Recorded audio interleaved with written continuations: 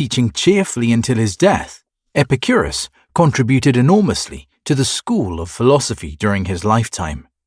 Epicurus lived in Athens with his closest friends and spent his days trying to solve the perennial puzzle that troubles us all: happiness. His peers ridiculed Epicurus in the beginning, labeling him as a pseudo-philosophical hedonist. Their hate never fazed him.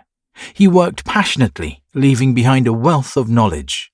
One of his most famous sayings summarizes his core principle on happiness: "Do not spoil what you have by desiring what you have not. Remember that what you now have was once among the things you only hoped for." This is but one of Epicurus's maxims for joy.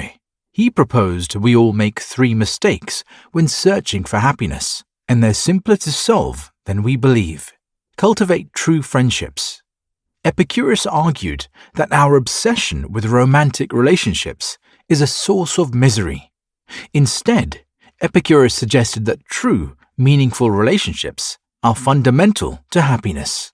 Friendships are not marred by the same bitterness, jealousy, and resentment that romantic relationships are. Therefore, we should spend time cultivating positive relationships with our friends.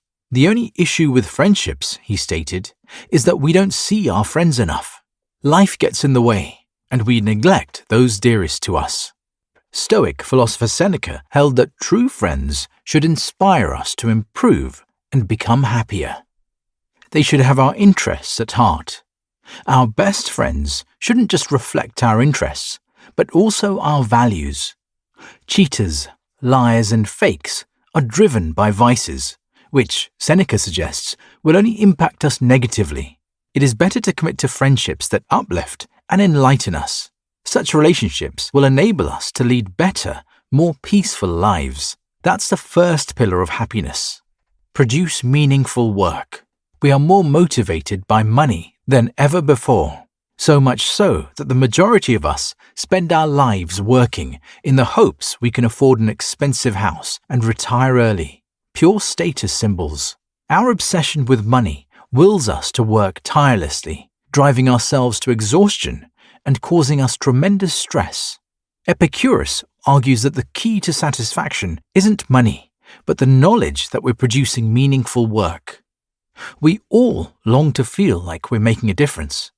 Deep down, we don't care about large sums or job titles, but the feeling that we're playing our part in making the world a better place. To live happily, it's critical we love our work. After all, it's this work that comprises a large chunk of our time. It only makes sense we do the things we enjoy, and few things deliver us much joy as the knowledge that we're helping others. In the words of Charles Dickens, no one is useless in this world who enlightens the burdens of another. Learn to live happily with less. We seek to fill gaps in our lives by chasing after our desires, endlessly hoping that achieving them will make us happy. But there's a catch. Pursuing these desires only delays the arrival of peace. By chasing mindless pleasure, we're missing the mark completely. Epicurus argues that our longing for luxury, status, and pleasure conceal a deeper hunger for satisfaction. In one of the earliest well-being experiments to date, Epicurus relinquished his desires and instead made 3 fundamental changes in his life. He sought to measure how these changes affected both his and his followers' happiness. 1. Surrounding himself with good people.